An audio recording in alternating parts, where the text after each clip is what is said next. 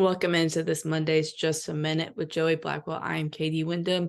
Joey, me and you were both in Nashville over this past weekend, and really since Thursday. Alabama started playing on Friday, but watched a lot of SEC basketball, watched a lot of Alabama basketball, saw the Crimson Tide win by double digits every time in all three of their matchups in the SEC tournament and cut down the nets for the second time in 3 years.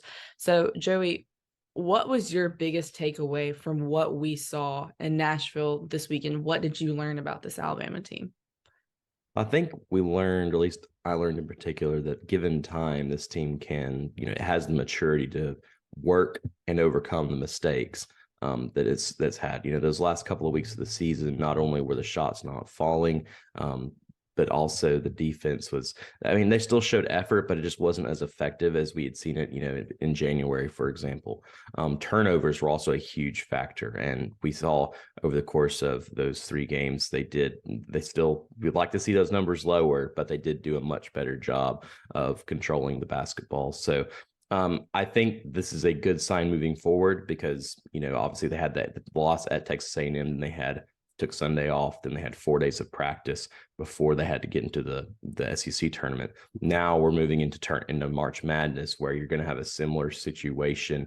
You're going to have a Thursday and a Saturday game, and then won't have to play until the next Thursday. So you're going to have ample time to fix the issues, if any, that you've had in those rounds. So I think this is a great sign for Alabama moving forward. Obviously, there's still as little as 1 game left in the season, up to 6 games left in this season. But the sky's the limits for this Alabama basketball team. And I think, once again, given time, if they can correct their mistakes, they're going to be making a pretty deep tournament run here. Yeah, for sure. We saw them kind of overcome the slow starts they'd had the last couple of weeks of the season, and that really helped them, and especially the quarterfinals and the finals, get out to big leads. And I think we saw a lot of really good things from Charles Bediako this weekend.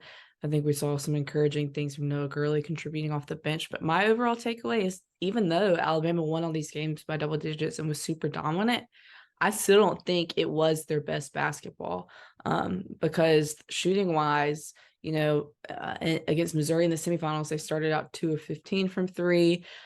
The first game they struggled. Really, Brandon Miller, he ended up winning SEC tournament MVP, but he was not great from the floor in the championship game on Sunday. And I'm not trying to downplay or say that they're bad. That's not what I'm saying. I'm saying that they were still so good that they weren't playing their necessarily best, and we're still beating everyone by double digits. So I think that this team still has, if they can make more 3-point shots, a whole nother gear that they can get to. And I think, to me, it showed this team, they showed me everything I needed to see this weekend, that they are fully capable of going to the Final Four. Not just that, but winning a national championship. And clearly the committee thinks so too, as they were given the top overall seed for the first time ever.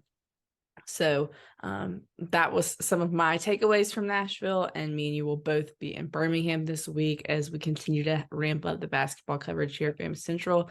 And that's just a minute for this Monday. Thank you so much for watching.